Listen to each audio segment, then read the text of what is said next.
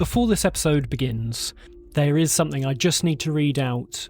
I've been sent it, and I need to read this to cover my back legally. Okay? Mr. Roland Squire, that's me, desires to state that both the injunction for restraint and the libel action have been withdrawn unreservedly by Professor G.E. Challenger, who, being satisfied that no criticism or comment in this podcast is meant in an offensive spirit, has guaranteed that he will place no impediment on its broadcast and joyful circulation.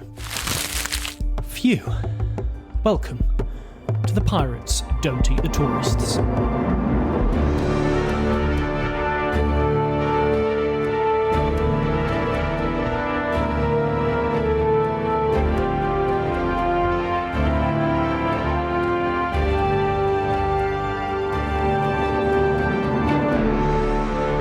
Welcome back. I'm really grateful for all the comments I've received so far for my episode with Cian Gill on the journey to the centre of the Earth. And today, I feel like I've reached that pinnacle already, because this is a big one. This is a big one in the dinosaur canon. This is really the first major work where dinosaurs, not sea reptiles or marine reptiles as in last episode, come to the fore.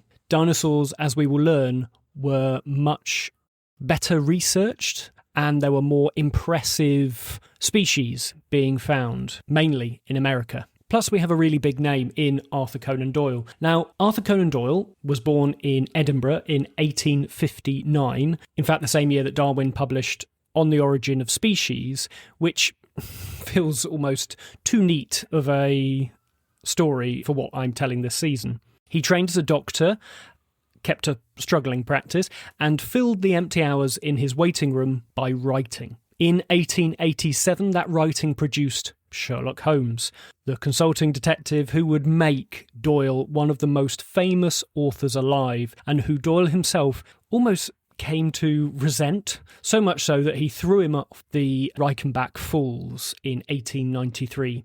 But then he was only forced to bring him back by public demand.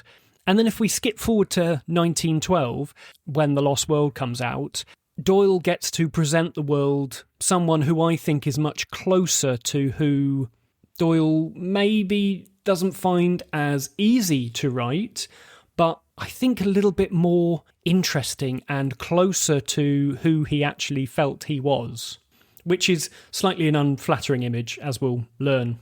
So for Professor George Edward Challenger, a bellowing, barrel-chested, gloriously intolerant man of science who doesn't deduce the extraordinary from an armchair, but drags four men to the far edge of the map to prove that dinosaurs exist, that a lost world exists. Now, if Holmes closes mysteries down, the lost world blows them wide open. And Doyle has so much fun in this novel. There is so much heart and humour and just glorious adventure in The Lost World. If I give you a little synopsis of the story, in case you haven't read it, the novel starts off with Edward Malone, who is a young journalist who wants to prove himself worthy of marriage to his fiancée Gladys.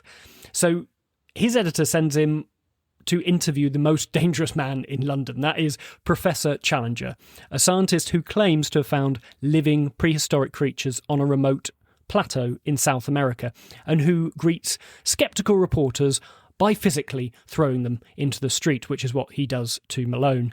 Malone joins the expedition sent to test this claim alongside the acid-tongued Professor Summerlee, who thinks Challenger is a fraud, and Lord John Roxton. Lord John, big game hunter, an all-round adventurer.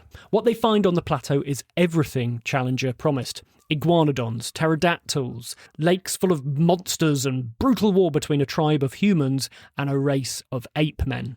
Stranded, hunted, and transformed by the place, the four men have to survive it, escape it, and then do something even harder, convince a sneering London that any of it was real. Doyle, ever the showman, dressed up as Challenger for fake photographs and opened the book with a solemn legal notice that I parodied at the start of this episode. But anyway, that's enough waffle from me. To help me climb the plateau today, I'm joined by Richard Fallon, Research Associate at the Sedgwick Museum of Earth Sciences in Cambridge, author of Contesting Earth's History, and currently editing a new scholarly edition of The Lost World itself.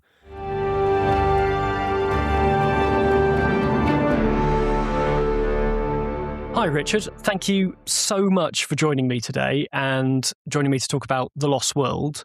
Before we get into the book, I was wondering whether you could introduce yourself to the listeners. Yeah, no, it's a pleasure to be talking of The Lost World on any occasion, really. So my job is Research Associate in Natural History Humanities at the Sedgwick Museum of Earth Sciences in Cambridge. So Natural History Humanities is a scheme basically to get historians, science, literary scholars, art historians looking at scientific collections in Cambridge. So I'm looking at a lot of the history of the paleontological collections, fossil collections. And my background is really in kind of literary, well, as The Lost World indicates, kind of a literary history of paleontology in Britain and to a certain extent America, particularly in the 19th and early 20th centuries. So my PhD, which I did a while back now, was on dinosaurs in late Victorian literature. And after that, I did the literary culture of sort of fringe ideas about Earth's history. Right. So Atlantis, creationism, yes. Psychics, people like that. And that came out last year in a book called Contesting Earth's History. And The Lost World has been something I've been coming back to throughout that work. At the moment, I'm editing an edition of The Lost World. So once again, it's come back and I'm reading it again and thinking about it again. Mm-hmm. So this is kind of a very timely podcast, really, for me. Wow. Yeah. So when did you first read it? That's a question I couldn't comprehensively answer. I remember watching, there was a TV adaptation around 2001 or something along those lines. Yeah, I saw that. I remember watching that on Boxing Day or whenever it came out. That's the first time I remember thinking about The Lost World. That was with the Walking with Dinosaurs team, wasn't it? Is it Bob Hoskins maybe in it? That's the one. That's what I remember. I don't remember when I first read the novel. I'm sure when I did read it, I probably would have found it quite slow and a bit heavy, as I think a lot of children reading The Lost World maybe do now. Of course, it's completely inaccurate because it's the most fast-paced novel you could possibly find from 1912. But yeah, it was really during my PhD, so around 2015-16, when I started working on it and I read it again. And I looked at the manuscript and I started to think about it and found kind of what a rich novel it is in terms of Arthur Conan Doyle being such a larger-than-life character. It's a novel that has a wide hinterland of bizarre interest around it. How many times to this point do you think you've read it now? If you could put a ballpark figure on it. Well, certainly, let's start. I've just had to read it about 5 or 6 times because I was comparing different text versions. So I had to go through it, the manuscript, the American version, the British version, Strand version. This is possibly the kind of thing you could do with some sort of OCR, but I went through it. So there's that. So let's say double that as a starting point. But then again, earlier times, it would have been quite incoherent. So let's say something like 12 or so over a long time. But, the first couple of readings, I suspect would be a skip. Yeah, Get to the dinosaurs. Yeah, I've never made sort of notes in books before, sort of just been reading them for pure enjoyment. But then with The Lost World, going back to it now, I found myself just underlining so much in it. There is so much just in like Doyle's craft of writing it. There are bits and sentences and turns of phrases that I'm like, this is brilliant. Given that I'm now thinking about, what will be the endnotes of the edition of The Lost World, of course I'm having to think about what do you not include about as much as what you do include, because sometimes you read kind of critical editions or scholarly editions, whatever way, just everything has got an asterisk next to it. You think, probably someone would just Google that now. So you're trying to think, okay, what, and these are of course factual things to highlight rather than points of interest, which are, of course, equally, kind of you're reading through and you think, I never noticed that sentence before. That really raises a lot of questions or such and such. Yeah. So if we go into a bit of the history of sort of Edwardian paleontology, what was the scene actually like? Who are the figures? What are the debates? And what was in the newspapers at the time as well? So this is the first period where dinosaurs really are starting to become more like what they are today. So dinosaur, the term is coined in 1842, much earlier. There are kind of dinosaurs being described, but they aren't kind of the centerpiece now, particularly because they're not found in such good specimens as would be discovered in the US in the late 19th century. And it's 1905 when the Natural History Museum in London first gets Dippy the Diplodocus, And that's, a real turning point in making dinosaurs prestigious, popular with the public. So that's one thing that's happening. Interest in largely American dinosaurs. Although Britain also, because it has a history of dinosaur paleontology, British paleontologists and scientists are eager to kind of stress that this is also quite a rich country for finding these remains. Dinosaurs are of interest, but they're not, I guess, the kind of real cutting edge of specialist paleontology. There's all sorts of work on biostratigraphy. It's going on in the background the public isn't super interested in, but are very important for finding mineral resources, for globally mapping the strata, correlating strata in Britain with those in colonies with other countries. Paleoanthropology, which is to a certain extent, part of paleontology, to a certain extent is archaeology. That's big.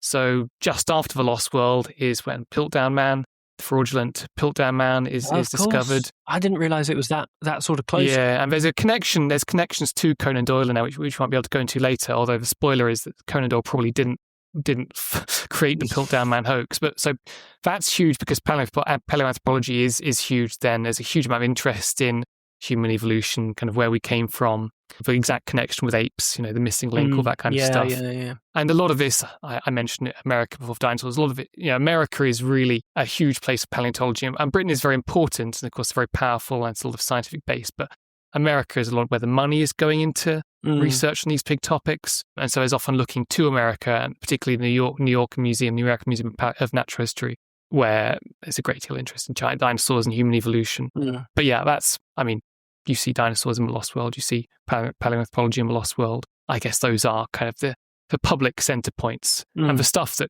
Conan Doyle isn't that interested in. He's not super interested in trilobite stratigraphy or invertebrate paleontology, that may be the nuts and bolts of what a lot of people in museums and universities are studying day to day. He likes the big stuff, pterodactyls. So there's interesting things with Doyle because he's interested in like spiritualism and the... Is it the Cottingley fairies as well? Cottingley fairies. How does he take those elements and kind of... Do you think they're at play when he's writing about this Lost World as well? So Doyle's interest in these things goes back before the Lost World. I mean, his interest in kind of psychical research, which is a bit more mainstream than fairies, but it's a lot more mainstream than fairies. That goes back to earlier than Sherlock Holmes. So he's long been interested in I guess, the fringes of science, the borderlines of science. That's not super unusual kind of for a Victorian gentleman. And part of the Lost World, part of what's going into that is his interest in, I guess, pushing the boundaries of what is, of knowledge, of unexpected developments, seeming miraculous, but turning out to be scientific. Things like, telegraphy is a classic example. It almost seems supernatural. Doyle, like many people, thought basically things like telepathy, like to a certain extent, communicating with the dead might be part of that. And he's dealing with that. Kind of in the years leading up to the Lost World, fairies are seen by most people as much more extreme move that tallies with his public acceptance of spiritualism in about 1916, 17, 18, right? Which is a kind of more religious version of psychical research, and it's claimed to be based on science, but it has much more emotive connotations than the Society for Psychical Research, the sort of more legitimized forms of that interest. And Cottingley fairies is more connected to occultism. So Conan Doyle is slightly interested in occultism, which again is adjacent to all these things. The late 19th century founding of something called the Theosophical Society. Yeah. A society that combines science and religion, particularly Eastern religions. And Cottingley fairies, and perhaps, they're elementals or sprites or any of these vaguely preternatural beings that these sort of scientific fringe interests were interested in. So, the Lost World is part of this. He does become much more antagonistic towards mainstream science in the 1920s. Okay. Partially because of the rejection of his beliefs by pretty much every scientist of standing. And it's in the 20s when he does kind of reflect back on the Lost World and starts to say things like, he claims I've never seen him claim earlier than the 1922, which is that he saw an ichthyosaur on his holiday in 1909, or possibly a plesiosaur in the Aegean when he was coasting off on his honeymoon. So he starts to, I guess, make claims which are more sensational that relate to the Lost World, and which ostensibly happened before it. So, according to that claim, he had seen what he thought was perhaps a prehistoric animal before he wrote The Lost World, which of course is very important for The Lost World, if it actually is a novel that is playfully dealing with something he thought. But then again, it's so hard to know exactly what he thought. Perhaps in 1909 thought he saw something strange. By 1922, it's become an ichthyosaur or a plesiosaur. He writes to the Natural History Museum, to say in 1922, remember I saw something, I mentioned to you, so I saw something a while back. Okay. The curator or keeper of geology, someone we might talk about, Arthur Smith Woodward, he wrote for top probably a turtle. But yeah, the gist of that, I guess, that Conan Doyle has always been interested in things which are on the edges of science. Mm-hmm. But he moves further and further from the edges of science, particularly in the 20s, when I guess there is maybe more of a ring fence around what research is considered to be legitimate than there was when he was growing up in the 1880s. Yes. Yeah. So I went to the British Library and looked at I think it was the New York edition that I looked at, but it had all of those like fake photographs and stuff. And I found, actually, I love the start of the book. So very funny, the start of the book. Yeah. The foreword is Mr. E.D. Malone desires to state that both the injunction for restraint and the libel action have been withdrawn unreservedly by Professor G.E. Challenger, who, being satisfied that no criticism or comment in this book is meant in an offensive spirit, has guaranteed that he has placed no impediment to its publication and circulation. And I just I love that as the first thing that you see when you open the book. He's trying to trick us that this is real, and the way that Malone talks in the book is as a correspondent, I suppose. He does various levels of kind of this trick. So his ideal version of a novel was pretty much all trick. So very little Conan Doyle, all kind of fake photographs, all this is by Malone. So the British first edition keeps that up quite a lot. And there's like a deluxe version as well, which has a few more images. That's got the photos of him dressed as Challenger and other people dressed as the characters. It has a couple of fake photos of the plateau. It has sketches ostensibly made by Malone of iguanodons, of the view from the top of the ginkgo tree, and of ichthyosaurs and plesiosaurs. These are made by his brother-in-law, Pat Forbes, and photographer Ransford. So a Strand version, one which has other illustrations as well by Harry Ransford, kind of classic, super sensational, romantic images. That cuts quite a lot of the stuff that Conan Doyle prepared, which he wasn't super happy about. But it still has, some of the classics, like the famous photo of Doyle as Challenger. There's the American serial in American newspapers, which actually came out very slightly earlier. That, again, it has its own images by an American publisher. It's got some of the ones Conan Doyle made, and the American book version is based on that. There's all sorts of different versions, but the American ones in particular really sort of half-assed the attempt that this is real. Things are increasingly kind of not really credible. And the Strand, obviously, it's a very thin device, but I think this is a slight defeat for Conan Doyle, who I think wanted it to go more fully hoax-like. Even if there's no edition of The Lost World that truly doesn't say his name on it anywhere, as far as I'm aware. So he was never able to go kind of as fully ridiculous. And in a sense, some of the letters do seem to imply that he thought it might have been a bit, legally risky to do so. But it seems like the more involvement he had, the more of that sort of stuff was involved in it, for stuff that made it seem like a real journalist report. And he loves the theatrics of it all, doesn't he? Yeah, so I was wondering who Doyle was orbiting at this time and whether those people appear in the book. So someone who I think is not mentioned so much, but is submerged there, is the paleontologist Conan Doyle seems to have met, certainly corresponded with in 1909. So Doyle, who's living in Crowborough then, finds in a quarry not far from his house dinosaur footprints, which he thinks are iguanodon footprints perhaps. This is one of the key things, seems to prompt the novel.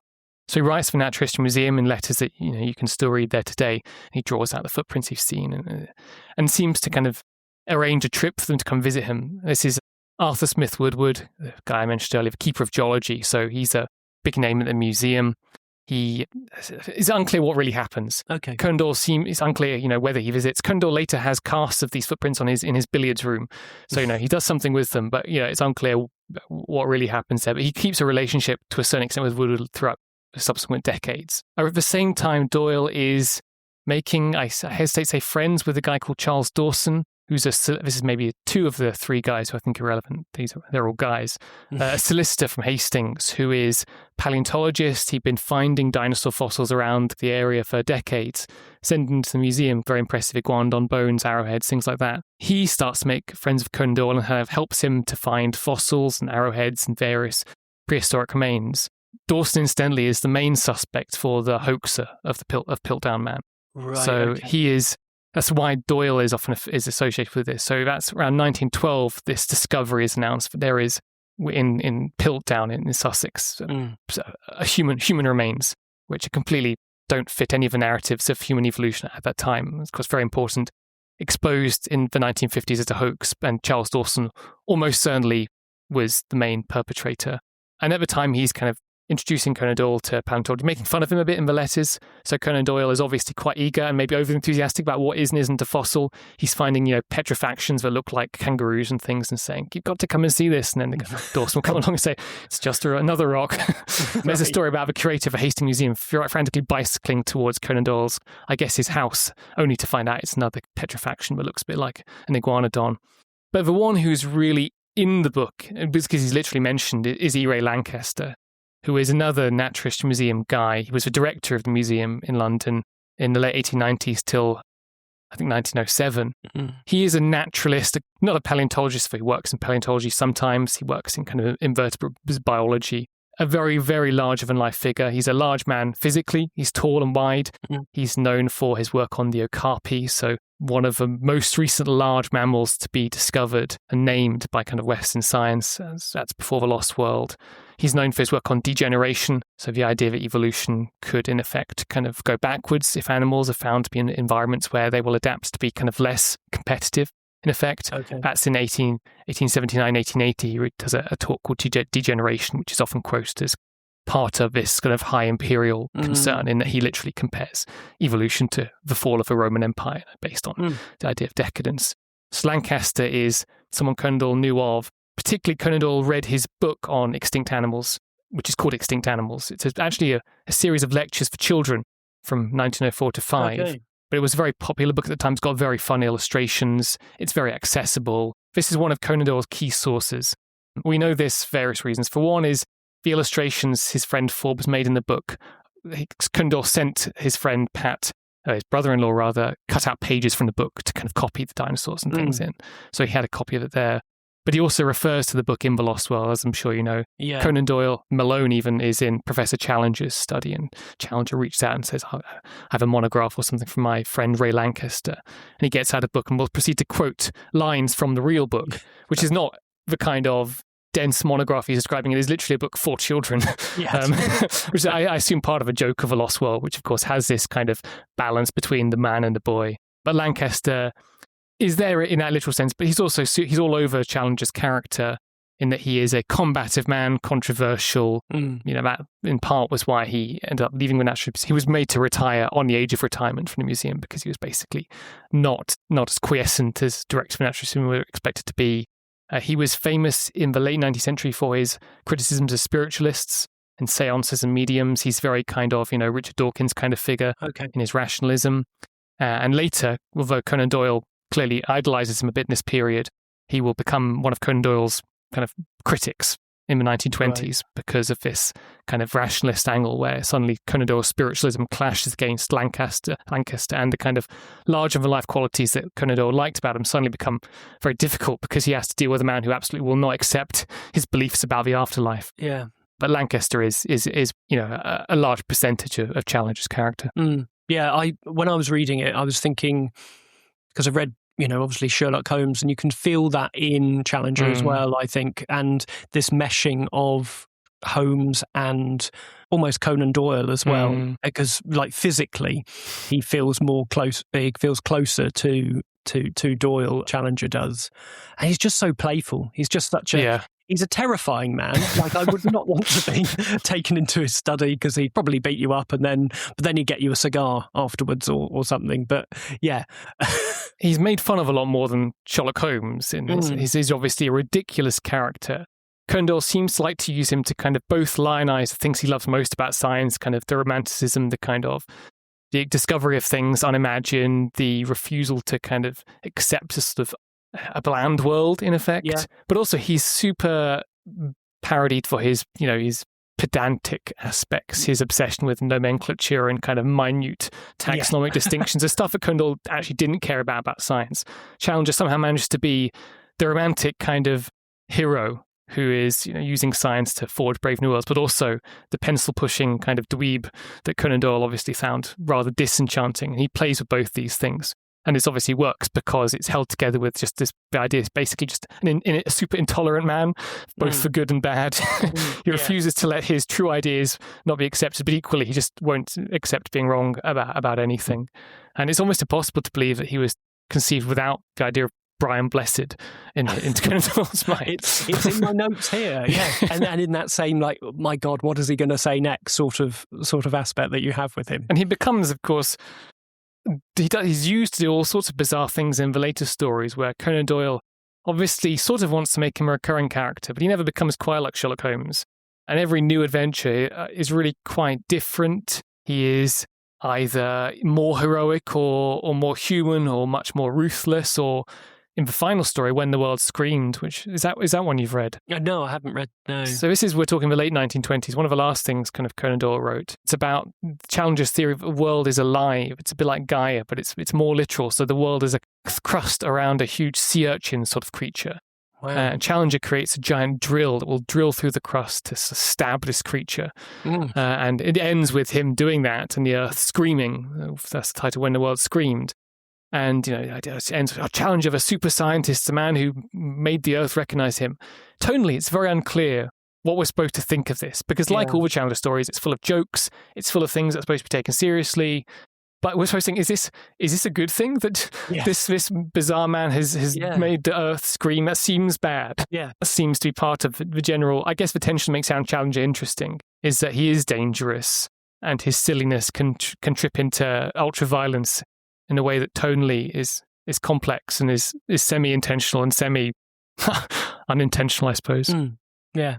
And so the narrator of the story really is Edward Malone. Yeah. Do we have a reference point for him at all? Yeah, I mean, we need a Malone in the same way we need a Watson, don't we really? Yes. Challenger is not a narrating character. Conan Doyle never tries that. So Malone, again, has a strong analogue in real life. So E.D. Morel, a journalist who Conan Doyle knew from his work on atrocities in the Congo. There's a few connections to the atrocities in the Congo and also atrocities in the Peruvian rubber trade that Doyle draws upon. But Morel, I don't know a huge amount about the real man Morel, but his name is literally E.D. Morel, and this is E.D. Malone. And Conan Doyle changes to E.D. Malone from, I think, James Malone in the manuscript, so he kind of he makes it more like Morel. But again, I guess the idea, this is a hard-hitting investigative journalist in real life, whereas Malone is a different man, really. He's a kind of young man trying to prove his career. But there's obviously a nod to a real person in the same way as so much of The Lost World is kind of nods, including in the famous photos where Conan Doyle is dressed as character. Everything has this sort of jokey, in-joke aspect to it that is hard to say exactly how much anyone outside of Conan Doyle's close circle acknowledged at the time. Yeah. When I was reading about Summerlee and Summerlee's description, just because I've been dealing with him a lot recently, but is there any similarity between him and like Richard Owen? Like the idea of him, there's that sort of owl-like quality of the kind of like sunken cheekbones and stuff, but I don't know whether that's just me. I think there may be a bit of Arthur Smith-Woodward in him. Smith-Woodward is quite an austere guy who's a little bit hard to get sense of. There's some letters from Conan Doyle's friend James Ryan talking about your chalk fossil man being quite dry and a little bit disappointing, and I wonder if that's supposed to be a reference to Smith-Woodward, who Conan Doyle came. But that's sort of speculation. I mean, Owen is someone Conan Doyle would have known about. I think Owen is a bit larger than life than Summerlee. Summerlee is kind of bitter and acerbic, and maybe later in life Owen had aspects of that. But Owen was, in a sense, has more challenger qualities, I think, particularly in the Victorian imagination. Owen now is known for his less flattering characteristics widely because they're very funny and widely quoted. But he was a guy who was seen as a real genius of science. He fought for the Natural History Museum. He was a wizard who you gave him one bone and knew the animal. That was his kind of party trick, kind of highly exaggerated. But that was the myth of Owen. And so while he was a hair splitter and he got into arguments, and he always wanted to be right, as Summerlee does. He's if he's in Summerlee, and I don't doubt he's in The Lost World. It's not as strong an analogue, I think, apart from the fact that both of them become quite wizened and thin and bony. I mean, that was always a joke about Owen, is that he looks like he's kind of made of some kind of bunch of old fossils. Summerlee is obviously the foil to Challenger and kind of someone who is probably, I guess, the least interesting of the characters, and he gets the unfair role, really, of being wrong and keeping on complaining about things, even though it's quite clear that Challenger is right. I just love the fact that when he's like, I do not believe you at all, gets there, sees the iguanodon and all of this. Right, I believe you. Let's go home. Let's leave this to science. Let's get a bigger expedition out here. Which is quite a wise. Yes, he's often correct in what he says. He also, like Challenger, his kind of specialisms. He seems to be an entomologist. He's at one point he's a comparative anatomist, like Richard Owen. Yeah, and he talks about at the end, I'll use my diamonds to create my monograph on the chalk fossils, which is again like Arthur Smith Woodward, I think. So he's sort of going for the specialist who is unimaginative. That's kind of what Doyle's going for, kind of more modern scientist rather than the more romantic Challenger archetype. But still, he's actually a real polymath and who seems to know all about everything, including paleoanthropology. He's like, that's a Dryopithecus or a Pithecanthropus. So he seems to know just about everything. Yeah. And yeah, he's in the photographs played by the same man who plays Roxton, Pat Forbes, again, the artist. And Roxton, Lord John Roxton, is the cheese to the chalk of Summerlee. He is, I'm not quite sure, I can't remember who played him in that television adaptation. I'm trying to think of a similar person of who you would cast him today. Yeah, I don't know. He's like a rugby player, but also shoots everything that he comes across, but does it with like a wink and a grin.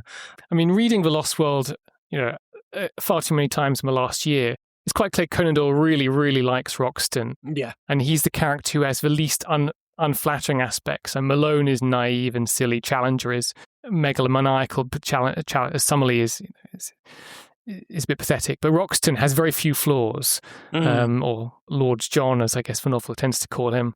Yeah, as you say, he's a big game hunter. He finds fun in moments of peril. He's very talented. There's also that quite interesting dynamic, which is something that you see elsewhere in The Lost World, where he is incredibly masculine about his appeal, but he lives in really quite feminine bachelor pad with kind of pink frilly decorations and frames of 18th century Rococo paintings and things. So he's obviously also, Conan Doyle is showing, he's a man who's comfortable in the kind of artifices of society and also the kind of hypermasculine frontiers. And that's something Conan Doyle, because he loves that kind of big game hunting thing. Conan Doyle obviously is a man with a sense of humour and some sense of perspective. And I guess he realises you have to inhabit both these worlds. And so he's quite careful to make sure Roxton is grounded in that way. I mean, the thing that reading the manuscript of The Lost World makes clear is that Conan Doyle had a kind of crisis about what Roxton should sound like about halfway through writing the novel. Okay. So the kind of what Sonny Malad that accent, that only comes through quite late. So he goes back and adds that in from more boring dialogue. So basically, for the first 2/3 of the novel, his dialogue is the same general content, but just said in a kind of more general upper class way. And so he clearly looks at this and thinks, this character isn't quite doing what I want to do. So he adds that, what is now the most characteristic aspect of Watson's character, the what stuff. I was wondering if there's some sense he's trying to distance this character from another real-life analogue, Roger Casement, who is, alongside Morel, someone Conan Doyle knew from working on the atrocities in the Congo, King Leopold II in Belgium. And also Roxton was Casement, this is an Irish diplomat, was explicitly working on atrocities in the Putumayo, Peru, which is mentioned in The Lost World as where Roxton wages his private war against slave traders. And so they're quite clear, specific points. And I wonder if he sort of thought, okay, I ought to make this character a bit less like this real man. In that I'm assuming Casement, who was actually executed for treason during the First World War, is part of kind of Irish rebellion against the British Empire, presumably didn't speak like that because he was less of a character and was actually a real man. But yeah, Roxton, reading it, Conan Doyle loves Roxton. He really does, because Roxton can do nothing wrong. No. Maybe he aspires to be like Roxton. I think if he could be anyone in his character, I suspect he'd prefer to be Roxton than Sherlock Holmes. Definitely. Yeah, I think so. I think he has more fun writing The Lost World than a lot of the Sherlock Holmes. Have you found any evidence that Challenger and this world was more interesting to him? Comes up every so often. I can't remember ever seeing him say, Challenger's my real favourite character, but I feel like I've heard that quote referred to kind of secondhand. I've never seen him really say that. And he's either precious with the character, which stops him from overusing him, or he doesn't really know how to use him. Sherlock Holmes, I guess, is quite formulaic. There's a lot of variety in his stories, but you know what's going to happen, whereas Challenger, every story's different. He seems to revive him coincidentally when it happens to be a film being made of The Lost World. Right. So there's a kind of marketing tie-in there. And he uses him for spiritualism, which could be taken either way, really. Spiritualism, of course, was dear to his heart. And so having in The Land of Mist in 1925, Challenger discover that spiritualism is true, there is an afterlife and you can communicate with the dead, that does show much more a desire to humanize the character, even though that novel is also kind of complex and funny. But someone who is more like Conan Doyle, one Sherlock Holmes, who either because he thought the market would never accept it or because he thought it wasn't credible, of course, never accepts any of his psychical or spiritualistic interests. No. There are some bits of The Lost World which, because of its time that it's written in, there's a sincere lack of any like women characters or women characters with any agency in the story. It's always interesting that the films always correct this. So straight from 1925, you have women on the plateau. And it's interesting because it's clearly something even the early audiences thought we need this. But it goes against what Conan Doyle is clearly going for in the novel, which is a kind of homosocial fantasy, right? Where Conan Doyle's protagonist, Malone, wants to get married to a kind of slightly artificial young woman, live in kind of a drawing room. And obviously the novel rejects that entirely. And he symbolically takes Roxton's hand at the end, is going to go back to the Lost World. There's no women in that novel, not because Conan Doyle didn't want a romantic lead, because he often would have romantic leads in his novels, or female characters. Whether they're good or not is up for debate. Occasionally they are. But The Lost World is a super masculine novel by intention, and it's foregrounded quite clearly throughout the novel, particularly in the Ever Gladys bookend scenes. But you're making a Hollywood film. You need for a start, you need to not suggest any homosexuality, which is, I think, something the novel it certainly does suggest, or at least it is tonally there. And different rules when you're writing a novel when you're doing the different codes as well, I suppose. Yes, you can do different things. And of course, Conan Doyle isn't really implying anything in The Lost World, but he's implying that there are things appropriate to men. He's very interested in masculinity, whereas the films, first of all, I think just for star power, we have a woman in the 925 film. But later we realised, well, actually, it's not really acceptable to have a film without any women in, and so other adaptations will add them in. But it's interesting, actually, that it is kind of built around that. And we see, I think, the biggest change tonally to the 1925, there's a lot of things from the 1925 film you could say, but that's what it does to Roxton is quite interesting. Roxton goes from being the novel's kind of heart to being a slightly disappointed elder love competitor for Malone's real romantic pair in that film. I forget her name, Bessie or something. The woman who's on the plateau. It's not Gladys. It's another woman, possibly Maple White's daughter. And so Malone and Roxton are basically competing for this young woman, but clearly Malone is her age, where Roxton is much older. It ends with Roxton accepting, leaving her to him, and kind of a real different dynamic there between a character where it's clearly the victory is that Malone has accepted men rather than marrying in the novel, whereas in the film he accepts marrying, and Roxton is a kind of got a sad character, which is super not what Conan Doyle was going for in the novel. There's ties with Journey to the Centre of the Earth. So that's sort of how Axel is when he sets off on that adventure. They both name bodies of water after their fiancé. Yeah. It's worth mentioning. I've just said that about kind of a Gladys angle. In the manuscript, it's even more extreme. So Gladys seems to have been quite a late addition to the novel. So the first manuscript's chapters seem to start with chapter 2. Oh, okay. Where Malone goes to the office in the newspaper and is given the job of seeing Challenger.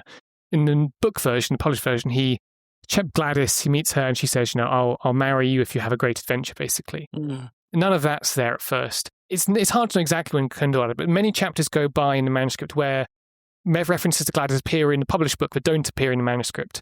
And it's only about midway through where you start to get allusions to Gladys that imply that Conan Doyle's start to think about it. And then finally you have a draft chapter of the first chapter eventually. It's unclear when Conan Doyle wrote it.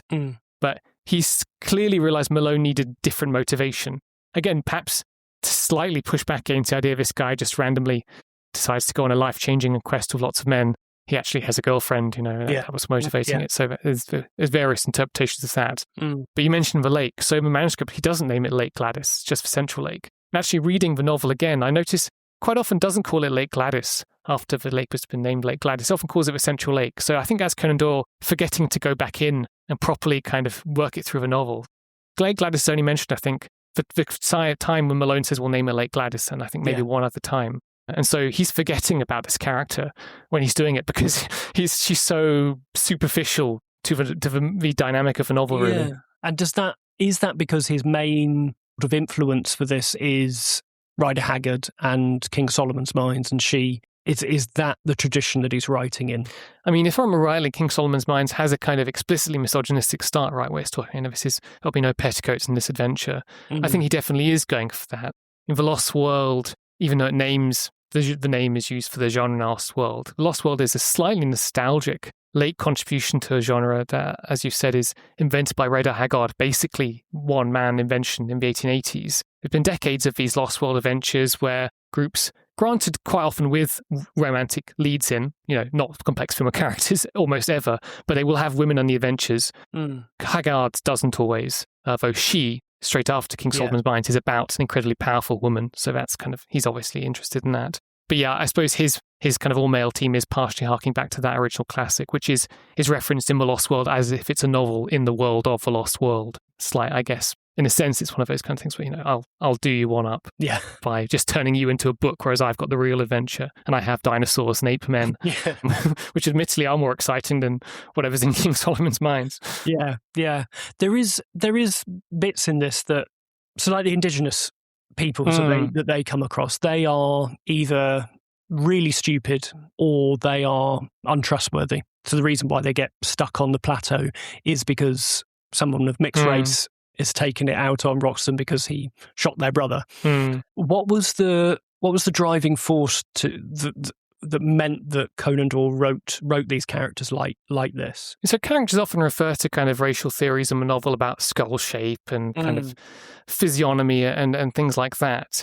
Notably, actually, usually it's made fun of in the novel. So these are theories that would have had quite a lot of currency and would have been considered by many, but not by all, to be certainly reasonably legitimate science. Distinctions between race based on craniometric details, which are now spurious. But Conan Doyle he's a lot of his Lost World, like much of his fiction, is racist in many ways, as you imply. Half-breeds, as they're described in mixed race, will always get a raw deal in this kind of fiction, often worse than people who are seen as explicitly kind of racially pure, whether that's white or black or whatever. Something about mixed race is obviously very unsettling. And so, even if you've seen films from like late 20th century, you've got these suspicious half-breeds who are always sabotaging people. That's a character type that has a long duration. And they get the rawest deal. It's quite interesting, the indigenous tribe in The Lost World, whose name, again, despite reading this novel many times, I've forgotten, who live on the plateau, who are taken more seriously. It's denigrated. They're denigrated because 4 white guys come onto the plateau and instantly do what they couldn't do over, millennia of trying to live there, which is conquer the plateau and sort of bring it under control.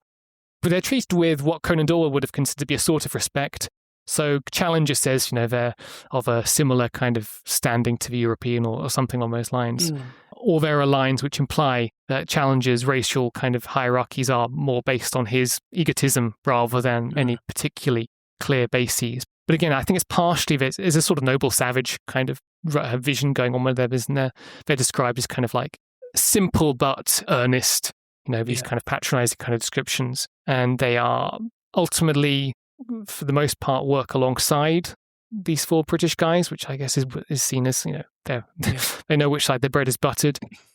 But the ultimate kind of logic of the story is that The Lost World is a kind of microcosm which these guys have come in, have colonized, have conquered, and then they leave before they have to do the kind of boring managerial aspect of it. But it is interesting that the heart of a novel is to what extent the supremacy of men like that is reliant on a balance between the civilization and nature, right? Kind of, or brain and brawn, or artifice and machinery versus kind of physical strength. So the novel is, like I guess many of these Lost World novels, interested in not setting kind of clear racial hierarchies, but saying, okay, in order for these 4 white men from London to survive, they need to be more like indigenous people. And of course, they can do it better because they can draw upon knowledge as well. But they have to in some way sort of be seen to learn from their sort of wilder context. And that's something that you see in all sorts of these novels, and including in King Solomon's Mines. Yeah. So there's a very clear code to a lot of these novels. I guess that's The Lost World's complexity. And it's represented in the most bombastic form by Challenger, who notoriously has a gigantic brain, but is in the body of what looks like an ape. In fact, explicitly looks like the ape men. Yeah. And that's, that's the symbol of, and the maybe less complex version of what the novel is going for, which is that you need to have both. And, someone who is, say, the eventual husband of Gladys, the kind of, he's probably a solicitor or a clerk or something. The joke isn't that he is superior, right? It's not saying you're intrinsically superior by being part of the imperial metropole. You have to be tested in environments of more challenging Darwinian contexts. And that's what kind of brings out the Roxtons and the Challengers, and ultimately the Malones, who is able to kind of show his true self, particularly he starts massacring the ape men with his machine gun, which is clearly supposed to be quite good. Yeah. He certainly learns how to operate a gun. I was wondering about Doyle's first attempt at writing this, because in your book that you edited, which I really enjoyed reading all of those stories. Oh, Creatures of Another Age. Yes. The Terror of John Blue Gap. And that feels like a introduction to the Lost World. So that's 1910. So that's notably after the dinosaur footprints that Conan Doyle found in 1909. So Blue John Gap is a story about kind of caves under Derbyshire, where there's a sort of prehistoric cave bear surviving. And that's relatively sort of formulaic story by that point. Conan Doyle is a better writer than most of his contemporaries in kind of popular fiction, so it's good. But stories about prehistoric animals surviving in caves, or kind of animals that are coded as prehistoric, let's say, are relatively kind of common by that point. It's unusual for them to be under England, which again is maybe slightly more disturbing sense of, the kind of eruptions of the past breaking out, which people would have had a sort of sense of, knowing that, say, London was, formerly inhabited by hippos and elephants and things. So that's Conan Doyle, I guess, testing these ideas. I mean, in Lost World, he ultimately goes for the far distant frontiers of empire and informal empire in South America, rather than that literal sense that, there could be eruptions from deep time underneath your feet. The Lizard is a story from, I think, 1899 in the Strand magazine, which the Blue John Gap is quite similar to. That's about a kind of spelunker who discovers this blind lizard with kind of lots of tentacles and things underneath somewhere else in England, I think. I think I excerpt a different version of that called The Crimson Beast in that story, which is a shorter and slightly more, a rarer but slightly less developed version. And so, this Conan Doyle in those short stories is contributing to a genre that's been going for quite a few decades, which are someone in a remote location discovers prehistoric animal and usually has to kill it or is killed by it, which can be taken in very bizarre and strange. I think I'm saying the word bizarre a lot, but I think it's probably because these stories are often not very normal. It can be very formulaic, or it can be very interesting. And, you'll have read the most strange of all of them, Monster of Lake Clametry, which I reproduced in that collection. Absolutely. That's bizarre. That really means you shouldn't overuse the word bizarre, because that is what deserves the word bizarre. Nothing is bizarre when you've gone to a story about a man whose brain is put inside an elasmosaurus. And then he starts singing kind of increasingly working class songs until he just turns back into an elasmosaurus and kills the protagonist. And then that's not formulaic. But they were taken fun of, weren't they? Really, like, that's what I learned from those early stories in that book, is that the early fiction didn't really take these creatures very seriously at all. They were almost the butt of jokes or used as satire. They're very little humanization or empathy or sympathy. They are either very silly, and that's quite a lot of the kind of popular science about particularly dinosaurs, is that, they're quite scary and terrifying, but actually if you think about it, they were very stupid and bumbling, and so they went extinct due to their own kind of failures. The stories are equally keen to display these animals as just grotesque garbage monsters that, are utterly disgusting. I mean, that's what we have in the earliest one in that collection. The earliest story in that formula I really found The Last Dragon by Charles Jacobs Peterson from 1871-ish. And that's like a plesiosaur, but again, it's like a chaotic slime ball where its legs are barely flippers, or its flippers are barely legs. And, it's basically part of a slime it's crawling out of. I mean, one thing I don't really do much of in that collection is tie the fiction genres, which really emerge that's quite an early one, the 1870s, really the 1890s, things are going with a lot of the non-fiction at that time, because a lot of these techniques about time travel and kind of encountering prehistoric animals or descriptions of these animals as alive is from non-fiction kind of popular science writing of the time, where there are kind of visions among the kind of descriptive prose of, imagine if we were back in the Silurian period or whatever, by authors like Hugh Miller and Gideon Mantell. one of the earliest of any of these sort of stories about humans encountering prehistoric animals is in French. Have you come across Pierre Boitard's Paris Before Men? No, I've not. So there's an English translation of this by Brian Stableford, I think you can get, in Journey to the Sun, which is another story by the same author. So this is kind of series of popular science articles from the 1830s and the Musée des Familles, a French kind of periodical. And it's about a man who is taken back in time by a demon called Asmodeus. And it's effectively an excuse to describe, the anatomies of the Megalosaurus and kind of educate about geological periods. Yeah. But these animals do kind of menace the narrator in a way that is on the borderlines between a very structured popular science article and kind of a story. In a way, a lot of popular science, really blurs those distinctions. And so the kinds of encounters we read in these later fictions are really developed by science writers attempting to engage audiences with new ideas about prehistory and deep time. And it takes quite a long time for authors like Verne in the 1860s, the first really big novelization of these ideas, to actually just think, okay, we'll just make a novel where these animals are encountered. And of course, you need to have an excuse. All the fiction is either a metaphor or a time travel that turns out to be a dream, or a sorcerer has summoned the animal back, like in the poem The Sandstone Bird. But Verne comes up with the ultimate conceit, which is that, there is underground realms, lost worlds where these animals survive, and that becomes very useful for nearly everyone afterwards, because somehow it's very plausible to believe that underground anything could happen. Yeah. Why do you think the sort of idea of the lost world continues to be so popular? Because, Edgar Rice Burroughs does The Land That Time Forgot, and then, of course, Crichton does it again with his version of the lost world. Is there do you see a through line with these stories, anything that they always have to contain? So, Haggard's formula is really successful, right? In the 1880s, it kind of changes the rules about, you can write shorter, punchy novels. They can have more kind of fantasy in them, which is quite unusual for kind of the mid-Victorian period. It's seen as a little bit childish or silly to have these kinds of adventures, and suddenly they become acceptable to read, basically, because of people like Haggard. And for decades, you have that formula. Sometimes they'll have dinosaurs in before and after Doyle. Conan Doyle, I suppose, is seen less, The Lost World rather, is seen less as, the dinosaur novel than a particularly good novel in this genre. Yeah. And now, of course, we see it as dinosaurs as being almost their own distinct thing. I don't think many of Conan Doyle's contemporaries would necessarily have thought that. And Rice Burroughs is, a real churner-outer of stories who clearly seen recently, presumably read The Lost World or heard about it and thought, that's a pretty good idea. And so he'll use it. And then because he is writing in the American pulps, which are a new development, you need more stories. They're cheaper. You've got to write them quickly. He's able to do that. He's big because of Tarzan, not because of his stories about prehistoric animals. Although Tarzan does go to inside the center of the earth, encounters dinosaurs later.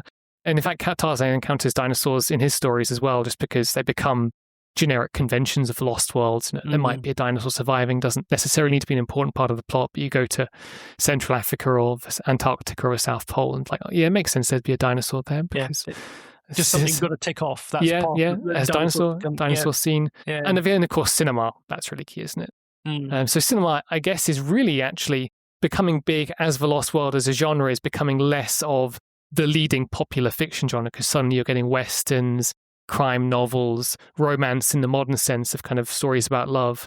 And suddenly the Lost World isn't a formula that will get you infinite amounts of free interest.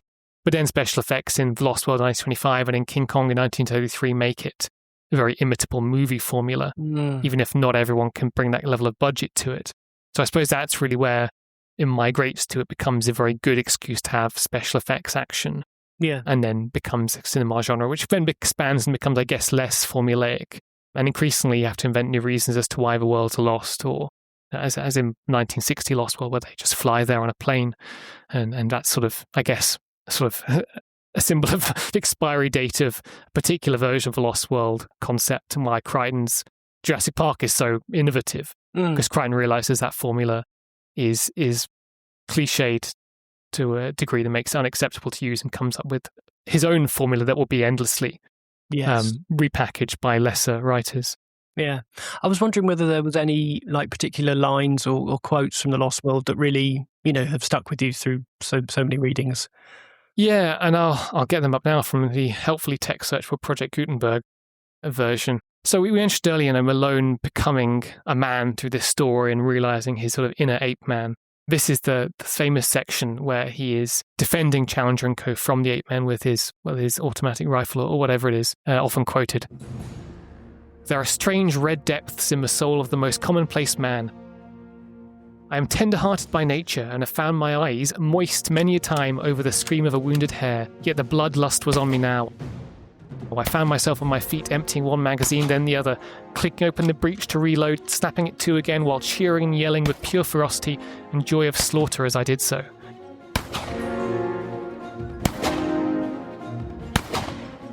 It's worth bearing in mind for readers who haven't read this recently, The Lost World starts off as quite a comic novel. Yeah. The first 3 chapters or so are really just jokes.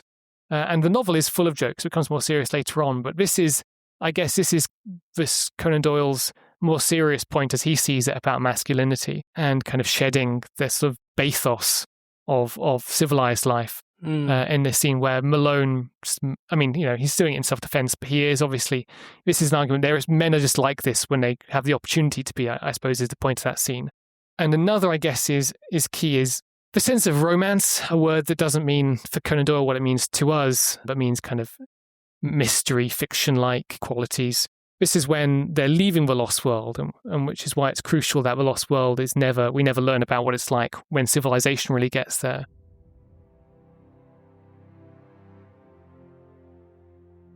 With much labour we got our things up the steps and then, looking back, took one last long survey of that strange land. Soon I feared to be vulgarised, the prey of hunter and prospector, but to each of us a dreamland of glamour and romance. Land where we had dared much, suffered much, and learned much. Our land, as we should ever fondly call it. So this idea that it's a shame, but it will be colonised, in effect. It's something that is a playground, really, for fantasy and for the unknown, rather than, I guess, the scientific project of making things knowable. That's something Conan Doyle is pretty, uncertain if it's always a good thing, or certainly he believes that it's quite a limited understanding of the world. There'll always be these mysteries, or at least if they're not, then there should be. Yeah. And the Lost World, while a lot of the discussion Lost World rightly focus on the colonial fantasy of it, it's very important that you don't actually have to really think about what that might mean. Start extracting diamonds from a Lost World. That's not what the novel's really about. It's about fun and play for men who are tired of urban existence, tired of the tedium of daily life. And for Conan Doyle, science is basically only interesting when it's romantic, when it's exciting. He's not super interested in reading detailed taxonomic monographs about Iguanodon. No. He's interested in Megalosauruses tearing each other apart and blowing up dinosaur brains and all the fun things that science has opened up to his mind anyway. Yeah, my favourite bit, and I laughed out loud several times on this bit, but it's the seeding of Challenger and the character of him. So we get the foreword, which I mentioned earlier, and then even before you meet him, Malone gets a letter, and it says, there was a letter with the West Kensington postmark on it, and my name scrawled across the envelope in a handwriting which looked like a barbed wire railing. And I was like, that is just such a good line. And he can take the whole day off after writing something like that. He certainly was on a real roll at the beginning, and as I say, he obviously wrote the Gladys stuff, or at least seemingly wrote the Gladys stuff later.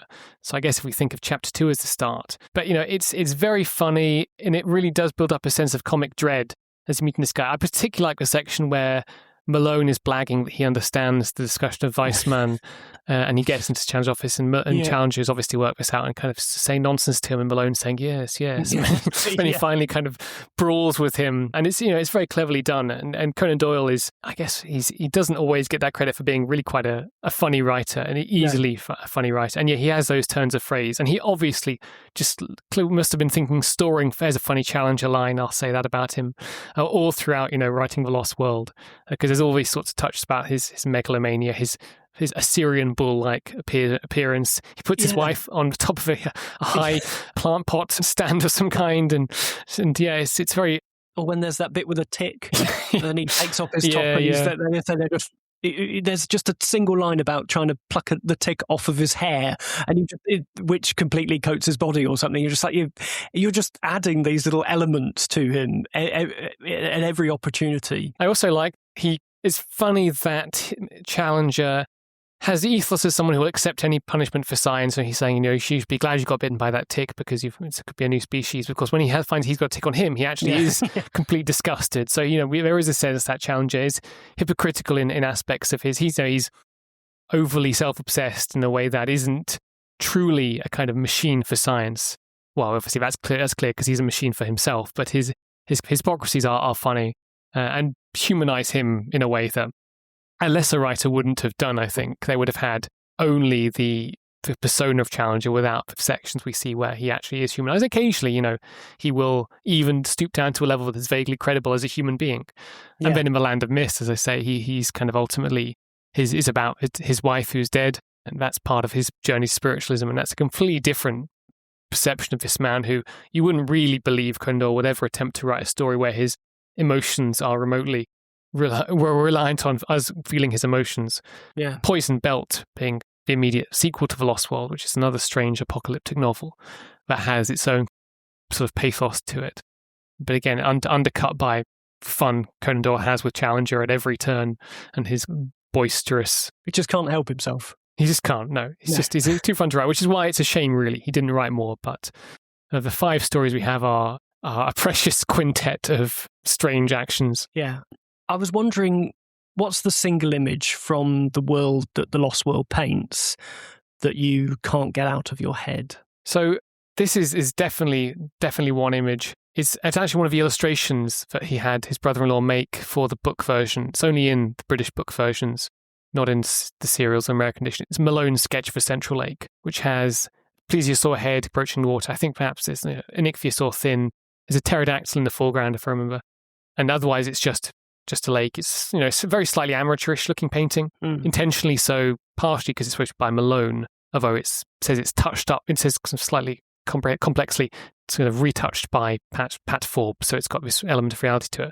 But this is an image that was very important to Doyle. He was very sad when it wasn't included in the British serial, but it was replaced, like all those Forbes images, by a more professional one of lots of prehistoric animals jumping around all over the place. For Doyle, this image seemed to sum up the sense of mystery that was The Lost World's kind of more serious heart, the sense of the romance for not knowing and the things that are beyond knowledge of this deep water, which he describes as actually rose-tinted in the novel, which is an interesting turn of phrase. The Central Lake is sort of a symbol for the novel of the unseen and the what's waiting out there for the adventurer. And so that the image for Forbes he gets to make, which is part of its charm, I think, is that it doesn't actually depict very much. And I think that sums up what Conan Doyle wanted to do with the novel's more serious project of enchanting his readers, making them feel wonder about science and about exploration, about the world. That's key to what it was doing, in addition to the fact that it's a funny, silly, popular novel intended to be widely read. If Conan Doyle thought this was something worth putting time into, it's because he believed more seriously in this mission, which plays into all his more extreme beliefs in spiritualism, in fairies, in telepathy. Is this belief that there's more out there than we know, and that we might not necessarily want to close that knowledge with something more permanent. Amazing. Thank you so much for joining me today. It's been absolutely amazing to talk to you about this book. I genuinely love it. And talking to everybody, the various different people I've met, and I asked them what's their favourite dinosaur fiction book. This is the one that comes out on top, and for good reason, because of all the things that you said. I was wondering whether you were working on anything at the moment. So, the main thing related to this is that edition of The Lost World. But, I wouldn't hold your breath because it's going to be quite a few years before that comes out. When it does come out, it should be interesting. For anyone who kind of likes people you've talked to who've read this novel a lot of times, there should be interesting stuff in there, partially because I've done the tedious task of reading different editions of a novel that, you'd kind of think, well, it's basically the same thing. Quite often it turns out it's not.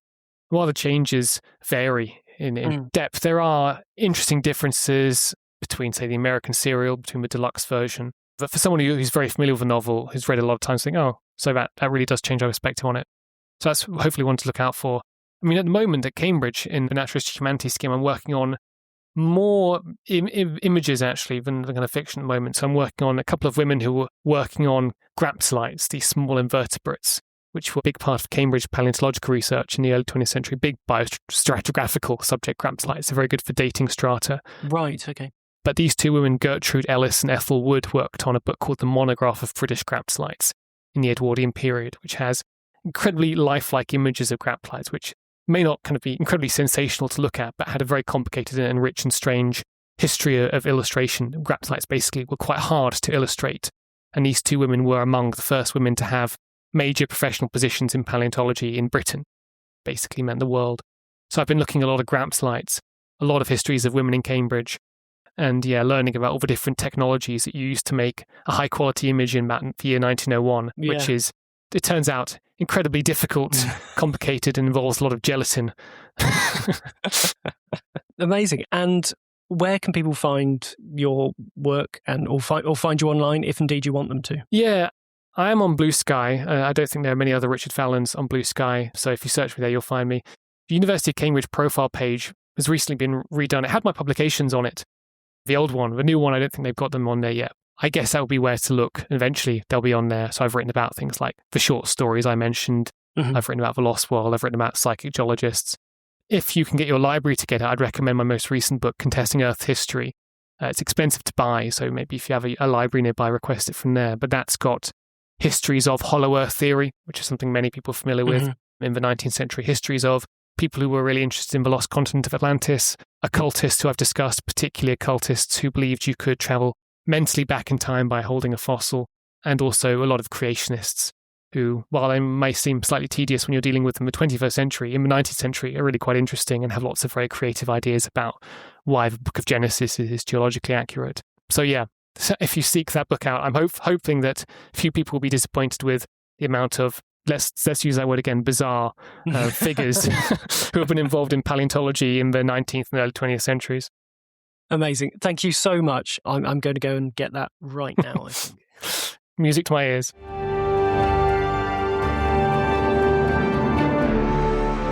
Well, that's it. That's The Lost World. And my enormous thanks to Richard Fallon for sharing what must be a nation-leading number of rereadings with me. Do seek out his collection of early prehistoric fiction and ask your library to order Contesting Earth's History, which covers hollow Earth theorists, Atlantis hunters and occultists who believe that they could travel back in time just by holding a fossil. Haven't read it yet myself, but believe me, I will be. And of course, keep an eye out in the far distant future for that scholarly edition of The Lost World. You can find Richard on Blue Sky, and I'll put all of his links to reach him in the show notes for this episode. Now, next episode, I'm bringing you something different and something I really wasn't expecting to be recording or wanting to record, really.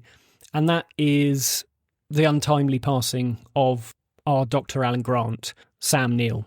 His portrayal as Dr. Alan Grant in Jurassic Park 3 and Jurassic World Dominion means so much to me and so much to our Jurassic community that I couldn't let his passing go without dedicating some time to unpacking his legacy in the series and also just him as a fantastic actor. So next time, on The Pirates Don't Eat the Tourists, I'm joined by James Mottram as we turn this very sad event into a celebration of his life and work. You're going to be looking, I reckon, around... It was after Jurassic World, because I remember asking him about Jurassic World. 2017. Yeah, so he'd had time to see Jurassic World by this point, and which he said something along the lines of, kind of similar to the other one, couple of kids in it and they get the shit beaten out of them, which was the exact, pretty much the exact quote, I think. So join me on the 19th of August for my look back at the life and work of Sam Neill. I'd like you to tell me about your Sam Neill. Now, whether that's part of the Jurassic franchise or not, tell me about the moments that he did something small that stayed with you. The thing you tell someone who only knows him as Alan Grant. Now, if you want to get in touch, there's a link at the bottom of the show notes that lets you text the show, or better still, leave a voicemail. And I can't wait to hear your thoughts about Sam Neill and share with you mine and James's best loved moments and films from his career. But until then, I'll just say thank you very, very much for listening, and hopefully the pirates don't eat the tourists.